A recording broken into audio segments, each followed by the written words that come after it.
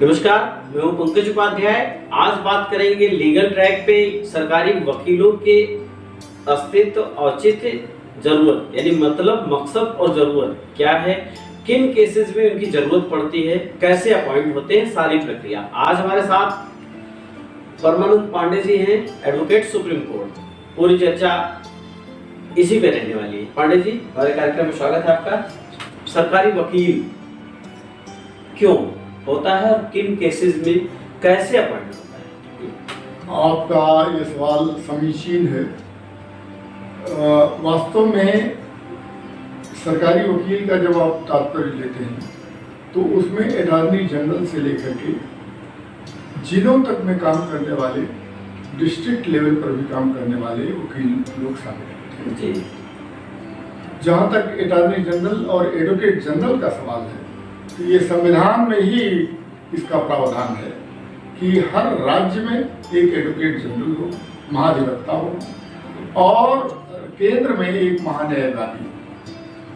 पहले तो एक सॉलिसिटर जनरल रखते थे, लेकिन आजकल एक सॉलिसिटर जनरल के अलावा आपको 10-15 के करीब सॉलिसिटर जनरल केंद्र सरकार द्वारा नियुक्त किए जाते हैं, लेकिन अटॉर्नी जनरल केवल एक ही होता है।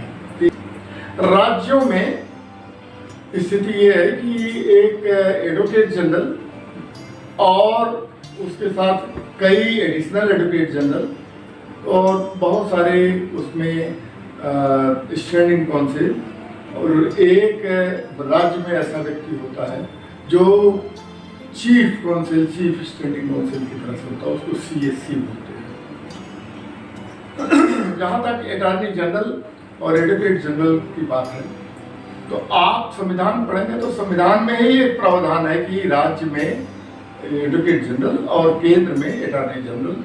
अटॉर्नी जनरल का काम यह होता है कि सरकार के द्वारा लिए गए निर्णयों को वह सुप्रीम कोर्ट में या हाई कोर्ट में जाकर के बताए कि क्यों ये निर्णय लिया गया और क्यों ये ठीक है। सरकार को वो परामर्श देते हैं कि ये ढंग का निर्णय लिया जाना चाहिए या नहीं लिया जाना चाहिए। सरकार को कई मामलों में परामर्श भी देंगे।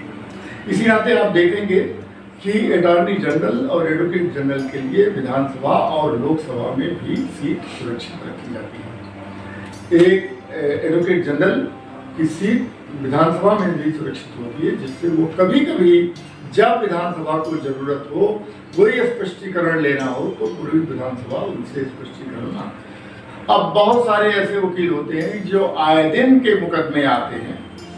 वो मुकदमे कोई रिट फाइल हुई हाई कोर्ट में, या कोई क्रिमिनल केस आया, कोई सिविल फौजदारी के या दीवानी के मामले आए, उन सब की पैरवी करने के लिए हाई कोर्ट में स्टैंडिंग काउंसिल को नियुक्त किया जाता है। ये हालत सुप्रीम कोर्ट में भी है कि हर राज्य स्टैंडिंग काउंसिल नियुक्त करता है, सेंट्रल गवर्नमेंट भी स्टैंडिंग काउंसिल नियुक्त करती है जो हाई कोर्ट में और सुप्रीम कोर्ट में उसकी पैरवी करते हैं। क्रिमिनल केसेस बहुत सारे राज्यों से आते हैं, तो जिस राज्य का स्टैंडिंग काउंसिल होगा वो उसकी पैरवी करेगा सुप्रीम कोर्ट में या हाई कोर्ट में। इसी आधार पर आप देखेंगे कि जिलों में DSPM को कहते हैं, डिस्ट्रिक्ट कोर्ट में तमाम सरकारी वकील नियुक्त किए जाते हैं जो दीवानी और फौजदारी मामलों की सुनवाई करते हैं और राज्य सरकार के पक्ष को रखते हैं। इसमें कुछ संख्या भी निर्धारित होती है जिलों के लिए कि कितने वकील सरकारी हो सकते हैं।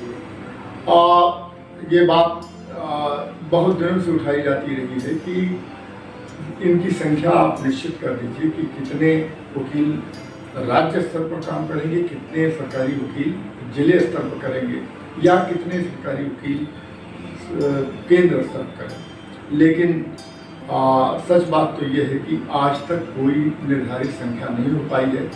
राज्य के मुख्यमंत्री को ये पूरा अधिकार होता है कि वह कितनी भी संख्या में लोगों को नियुक्त करे।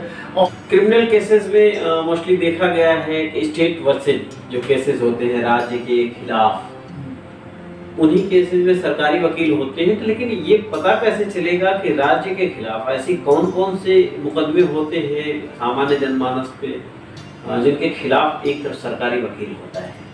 देखिए, ऐसा है कि जो क्रिमिनल केस है वो क्रिमिनल केस निश्चित तौर पर वो राज्य सरकार ही उसको पहले, जैसे दो व्यक्तियों का मामला हुआ, आपसी अनबन हुई, झगड़े में किसी की तरफ से कोई कत्ल हो गया यानी मर्डर हो गया, तो वह मुकदमा उसकी जांच परख पुलिस करने लगती है।